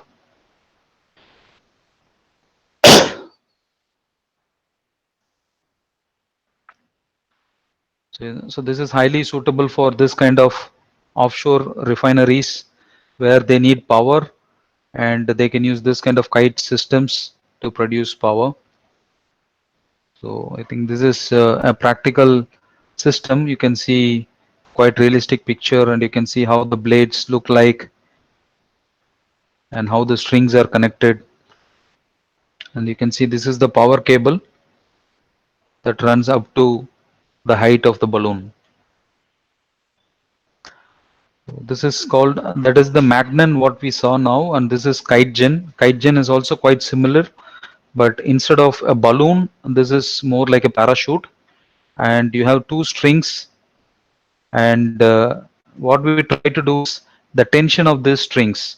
So we have huge tension here because it is a wind force acting here, and therefore this is under tension, and this tension, because of the wind structure, it goes up and down. So it increases the tension here, and on the other hand, tension gets increased here. So it goes more like this one, and it creates a kind of reciprocating movement, and this reciprocating movement here is given to a linear generator here. So because of this reciprocation, you can try to create an EMF in a linear generator here, and that produces electrical energy. So this is KiteGen.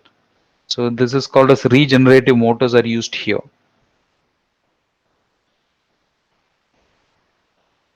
So this is also one system, quite interesting. You can have building integrated wind turbines, and small wind turbines vertical axis with improvised plates is also possible. So this is a concept where the magnetic levitation principle is used. So this is a vertical axis wind turbine with a lot of vertical flaps like this. So when wind comes from this, it will start rotating, no doubt. And down below you have the generator, and the shaft is connected to the generator here. And here at this junction, there is a magnetic levitation happening. So like in the bullet trains, the concept of magnetic levitation is used. If you closely watch the movement of a bullet train, it won't really have a friction with the platform or the rail on which the train is moving. So there is a small gap between, because there is a magnetic levitation. It's a small air gap between the platform and the train wheel. So similar way, so there is a magnetic levitation that is created between the shaft of this vertical wind blades and the generator part. So this helps to avoid a lot of friction, and therefore it boosts a lot of generating capacity. So because of this magnetic levitation introduction, so you can increase the power by 20 to 50%. So that is the benefit of introducing maglev concept into wind turbines. So this is also a computer model which shows a magnetic levitation turbine, where they work on even producing 100 megawatt from one single maglev wind turbine, which can produce 100 megawatts. So it will be like a small hydropower plant or a thermal power plant turbine with 100 megawatt capacity. So people are also working on such concepts. And this is quite similar to the wind drive. Here what we try to do is uh, how to control the variable power and then produce a standard power. So here what they do is, there is a it is quite similar to a electricity producing wind turbine. You have three blades and you have a shaft, but the shaft is connected to a air pump. So there is an air pump. So it sucks the atmospheric air and then produces a huge compressed variable compression air. So that variable air is stored in a tank. So the basically on top of the nacelle you have an air pump which produces a compressed air all the time. So it takes atmospheric air and then it converts the atmospheric air into a high pressurized air, and that pressurized air is stored in a tank. You have a air pressurized tank. From the tank you have to just regulate the wall and then give to an air motor, and then air motor expands the compressed air, and then it gets converted to a rotational energy, and that rotational energy is given to a generator. So this is, and here you can produce a standard power because you can control the air pressure, because once the compressed air it keeps on coming and then stored in a tank, then the releasing of the valve is purely in your hand. If you want to produce so and so megawatt, then this much of pressure you have to release and then give it to the air motor. From the air motor it goes to the generator. So this is a vivid air pump concept. So apart from this, there may be also many other research happening, but this is all few things which I wanted to tell you about the recent developments happening in wind energy. Yeah, I think with this I will end the session. So we started with discussing on the environmental aspects, energy conservation, various renewable energies, and then wind formula for calculating wind concepts, and history, statistics. We also went through the operation of wind turbine, different wind turbine technologies available, operation, SCADA systems, condition monitoring, and how the what is the importance of electronics to control the power, and then finally, we went through the recent developments happening in this field of wind energy. So, with this, I would like to end the session, and I'm looking forward to hear any questions which I can answer. If not now, you can also contact me in this email address, or you can put your questions to Dr. Rajin, and then I will respond to him. So, thank you very much for patient hearing. Dear Hope you particip- enjoyed the session. Dear participants, if you have a doubts, kindly ask. You can use chat box also.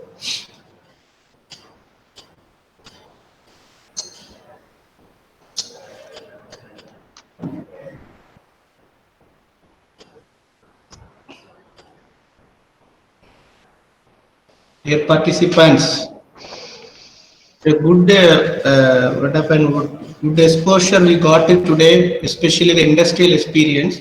Most of the time we will not get it. Only we are as academician, we used to take only ideal wind turbine in which is available in the MATLAB and we will do something. It's a good opportunity to us. Practically, if you have any doubts, the researchers who are doing research in this area, so that you can ask some doubts to sir also. So actually, sir, I have one two doubts. Yes, please. One is the multi-rotor wind turbine. Na? Yeah. Multi-rotor turbine in the USA, I think last couple of years they have commissioned and they have decommissioned. Okay. I don't know. Then I thought of doing something there, but nowadays I have not seen anywhere Hmm. multi-rotor of which. Do you Okay. have any idea about that, sir? Why it is not now? It is existing. Okay. Okay. Multi-rotor or multi-blades you are talking? Rotor, sir. One turbine. It will Uh, be like like, three yeah. different Yeah. Yeah. turbines will Correct. be there. Correct. So No, there, Vestas is the company who started working on that concept. they They have. installed one prototype in Denmark in Risø National Laboratory Okay. with I think 250 kilowatts, four 250 kilowatt machines Uh-huh. on one structure like a tree. They have made it. Yeah. It is a good concept, but I would say instead of having four 250 kilowatt, you can have one megawatt with a long blade, one single rotor, because of the mechanical problems that will be created. Maybe as Okay. an experiment, Vestas tried it, but Okay. mechanically, if we imagine one rotor itself, it will have huge forces Okay. because I have practically measured the bending moments on the blade root. So Okay. it will Okay. be huge load. So Uh-huh. in one rotor itself, there will be huge load, and Okay. like that, each rotor, if it rotates, and there will be total big flapwise loading and rotational forces. Lot of forces gets combined. So Okay. you Okay. have to have a very strong tower. Okay. But Okay. technically, it is possible. That is what Vestas wanted to prove that. Hmm. So they made an experiment. And, they made an actual working model also. Okay. Okay. Hmm. But I don't think it will be commercially that much viable. Instead, we can go for a, because at the end of the day, we also look for revenue generation. So not Okay. only just for technical pleasure, we can work on concepts. So Vestas tried it, but maybe commercially there are some challenges. Yes. Okay. So there are not much of such systems are coming up. Okay. Okay. This is my opinion. Okay. Okay. Yeah. Okay. Then you have explained about the kite wind turbine, na? The Yeah. kite. So whether this kite and the airborne wind turbine are same or different? Yeah, Airborne. yeah, conceptually same because both, when I say conceptually same, we are trying to harvest wind power at a level of 300, 400 meters height. Okay. Because with the existing turbines, you can have power harvested only at 120-meter maximum or maybe 200 meters. For Okay. that also, you need to have very strong structure. But Okay. this kite system and the airborne systems, it is based on a string, so you can leave the string around 300 meters high also. So there Okay. at that level, wind is very laminar and there Okay. is no turbulence, so you can harvest more wind power, stable power you can harvest. So Mm-hmm. kite gen is basically harvesting based on the tension of the string, but Okay. airborne system, it produces power there itself, because there itself you have a rotating thing and the Okay. electrical power comes here. But Okay. kite gen, it is only the string tension you are harvesting, but Okay. power generation is in the ground only. Oh, So oh, airborne system power is harvested at the top, you bring through the cable. So okay. kite Okay. gen, you harvested at the down, only tension you are harvesting from that level. Okay. Okay. Okay. Yeah. Then one more last doubts. Yeah. Regarding you told about that high number of poles are more Hmm. wind turbine. Yeah, So sway turbine. Yeah. normally, if we have the wind turbine normally rotate in that 20, 15 to 20 20 RPM. Correct. So if suppose if I need 50 hertz frequency, Ah, uh, number of poles should be 300 poles. correct. 300 Correct. has to come. Correct. So Yeah. if that is the case, it will be the big diameter, no? Big diameter. Yeah. So that any other physical practical issues will be there if it is a No, big diameter. it is a segmental generator. 25 meter is the diameter. It will Okay. be divided into 12 or 36 parts. You can divide into n number of parts. Okay. So, Okay. so Okay. it is a segmental generator. Okay. Okay. So Okay. at the Okay. site they will assemble each and every part. Okay, okay. Yeah. Cost wise, it is more, no? Cost Huh? wise, cost Cost wise, wise, no, it is still in the design stage or experimental stage. Cost will be more only, yeah. But we have to how to optimize commercially. mm, We have to see. okay, But I okay, just wanted to say people are working on such new innovative ideas. okay, okay, Yeah, okay. Thank you, thank you, thank you, sir. yeah, Any yeah. participants, any other doubts? I think you can, you Yes, are, sir. okay, Hi. Shinde, Hello, sir. tell me, sir. Yes, sir. One Yeah, question is, sir, to you yeah, yeah, related to kite generator system. yeah. In India, now, if we compare the cost, installation cost of a windmill and a kite generator system or airborne system, Uh, so uh, obviously windmill has a more cost, is the installation cost. So in India, what is the future for okay, next windmill generation system? okay, Can we move towards kite generator system or airborne system? What is okay. the possibilities? Okay. See, honestly, I don't have any idea about the cost per megawatt in case of kite gen because it is a new thing coming Yes, up. So I don't know about the actual cost of that turbine. But the onshore turbine, what we okay. normally use in the field, so that it Yes, costs around for a 2 megawatt turbine, it will be around 14 to 15 crores. That is the cost of one turbine. A 2 megawatt turbine costs around 15 crore. So, what is a similar number for a kite gen? I don't know, but definitely it will be higher okay. because it is on the offshore. So you have to have a floating foundation on which you will have the whole system because Yes, anything that you do into the ocean is costlier affair. Even wind yes, turbines, yes. the floating wind turbines are very costly in the ocean. So therefore, onshore turbines are now optimized and it is quite cheap. But definitely, KiteGen Yes, will help going forward because you can harvest power at a very high level. So therefore, you will harvest more power. Maybe whatever investment you put yes, high, that will definitely yeah. benefit you. This is what I feel. Yes, yes. Yes, and it is a movable, flexible Yeah. system. It is If a suppose flexible in system. any flexible system, Yeah, so yeah, where there is a maximum air, we can yeah. install that system also. Correct, So, correct. so So going I forward, think it will compared to come. wind, Going forward, some definitely kite gen system. KiteGen and then Hmm. airborne systems, offshore wind farms, all Yes, this will definitely come up. yes, yes, yes. Okay. Thank you, sir. Thank you. Yeah. Doubt, it has come in the chat box. I don't know how. Why Switzerland industry is in Okay. loss? Okay. This okay. This is more a commercial question, but still I can share my thoughts because as see, Suzlon is in loss today, but that is a company which really taken the Indian wind industry to a global level. We have to accept that, and we have to respect Mr. Tanti, who is the owner of the company. So I started working with Suzlon from my initial days of wind energy career from 1999 when I was the first employee of Nive. When I started first testing the Suzlon 350 kilowatt machine. So from those days onwards, I know the growth of Suzlon, and also I have personally worked with Mr. Tanti in the initial days to develop this wind turbine technology in India. So he had such a passion, and he brought many technologies from Germany and then set up the company. So from Suzlon 350 kilowatt, he moved on to 600 kilowatt machine. Then he made the 1 megawatt machine, 1.25, 1.5. Now they are producing 2 megawatt machine, and they have also expanded not only within India. They also took turbines, exported turbines to other countries, US, Australia. So they have really grown up big, but what generally people talk in industry, the reason for their fall down is at one point of time they have expanded them in a much larger way. They bought several companies. Like if there is a gearbox company, they used to buy gearbox company, generator companies, whoever. So Suzlon started expanding in multifold. So instead of just making the wind turbine by buying components, they started manufacturing the components also.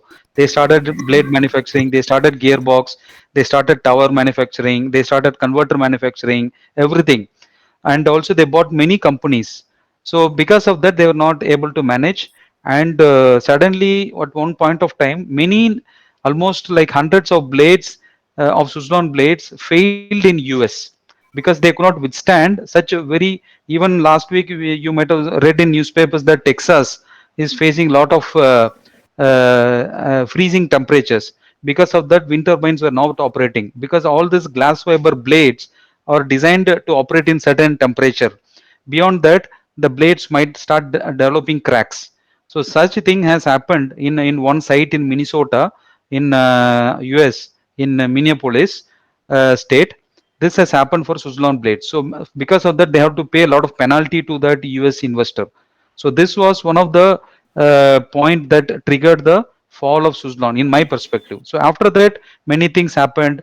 So and then also policy changes came into the country. In India, earlier for 1 unit of electricity, government used to give 5 rupees, 6 rupees while purchasing the wind power. But now it is 2 rupees, 2 rupees, or even less than that. People are fighting. So there's a lot of competition. So because of that, they were not able to survive or sustain. But still, they are still doing good in my perspective. Though they announce loss, but they are coming up. They are coming out from the loss. Sir, thank you, sir. Yeah. Actually, I think we have a good session today, last Yeah. 2 hours continuously with a lot of experience of industry. Yeah. And I hope we are also, electrical department of Sanjay Udath University, also justifying your expectation by giving good resource person for our faculty development program. Yeah. So thank you, sir, for being with us today for last 2 hours and your experience you have shared. Yeah. And we hope in future also we will expect more help from your side for in this Sure. way technically. Moreover, especially I told 3 of the candidates from IIIT Kanchipuram, they are doing tech in mechanical engineering. So they are interested to do something wind related research. So Okay. further the faculty contacted and 3 people have also joined with us. So Okay. that hope they will also get in with them. Whoever in electrical, mechanical, whoever may be, they got some exposure. Surely Yeah. we will have many opportunities in our wind energy. As I have did some work in maximum power point tracking. Anyway, Okay. once again, thank you, sir. On behalf of organizing committee, department, and participant, thank you so much being with us for last 2 hours. And Yeah. I wish you all the best for participants also. Thank you, sir. Thank you. Yeah. Thank you very much. And I also thank you for this best efforts. Yeah. Thank you, everyone. And whenever you have doubts, you can try to reach out to me. Thank you very much. And I have also shared my YouTube channel link. So there you can also see some interesting videos on wind energy. Like Dr. Rajin, who has also created a lot of videos on different topics of MPPT. So I also have one wind energy channel. Who are interested, you can watch those videos. Another one, dear participants, the reason behind I started YouTube channel is he is also one of the motivator. And from him only I have learned how to do it also. Yeah. So really thank you, sir. Thank you so much. Thank you very much. Bye. Thank you. Bye. Bye, Thank sir. you.